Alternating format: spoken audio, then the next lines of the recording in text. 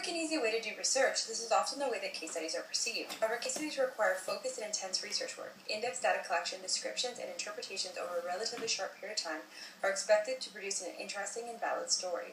The case study can be seen as the complexity of a site recorded as a snapshot in time.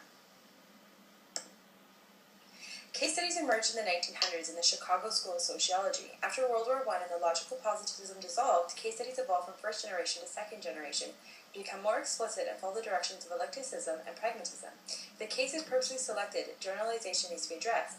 Generalizations are based on three principles: deductive, inductive, and abductive. Deductive reasoning is used in hypothesis testing, where the hypothesis is tested in a case and it is either validated or falsified. This is similar to conducting an experiment and testing a theory. Deductive reasoning uses predetermined procedures to lead an investigation. The investigated hypothesis and the facts lead to generalizations drawn about the domain of the theory. In deduction, if the hypothesis is true, the conclusion must be true. Inductive reasoning is used in theory-generating procedures, which is when a principal theory is generated from the facts case. The case study will use an emergent research design. No hypothesis or theory is under consideration when the case study begins, but instead the theory emerges through the relationships between the constructs.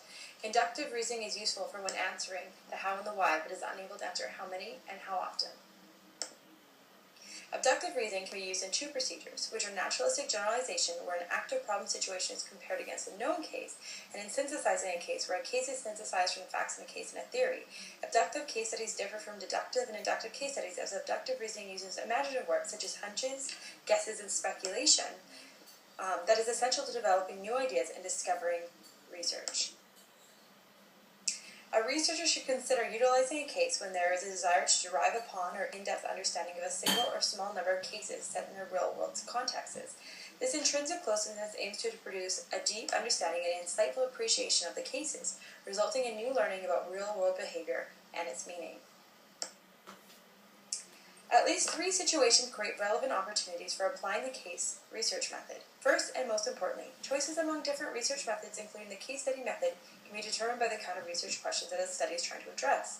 With this in mind, case studies are applicable when your research addresses either a descriptive question or an explanatory question.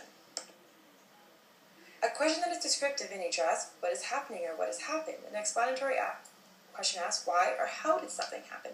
Other research methods do not provide the same rich descriptions and insightful explanations that are achieved through the case study method. When the research question is descriptive or explanatory, descriptive information is best to answer the question. By emphasizing the study of phenomenon within a real-world context, the case study method favors the collection of data in a natural setting, in contrast to relying on derived data. Examples include responses to a researcher's instruments in an experiment or responses to questions in a survey. When a researcher is looking to provide real-world data, utilizing a case study design will estimate their desired outcome. An educational researcher may want to know how and why a leader is doing a good job, the dynamics of collective bargaining and negotiation, or details of everyday life at a residential school. A case study will help the researcher to best understand these scenarios. The researcher must focus on the specific problem chosen for the study by setting site boundaries. This is known as bounding process. During the bounding process, the case, the individual, group, class, school, or school division is decided upon. This then is the unit of analysis. During this time, it is also important to decide on the length of the time for the case study.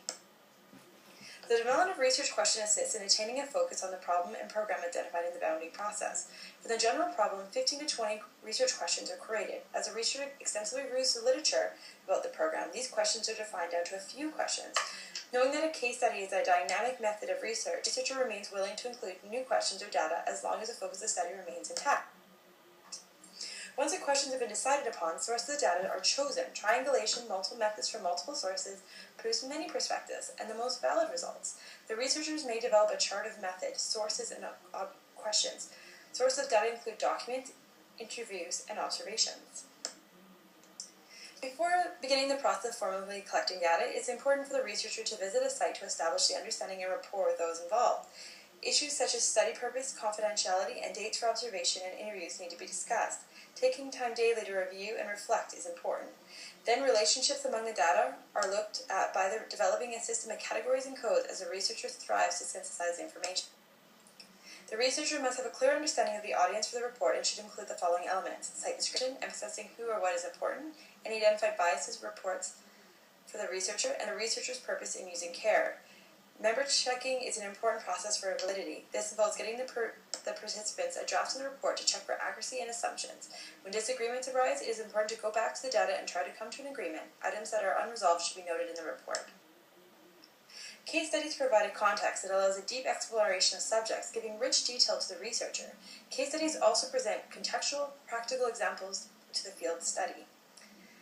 While reading case studies, the narrative delivers clarity to the experience within the case that cannot be found in larger quantitative studies.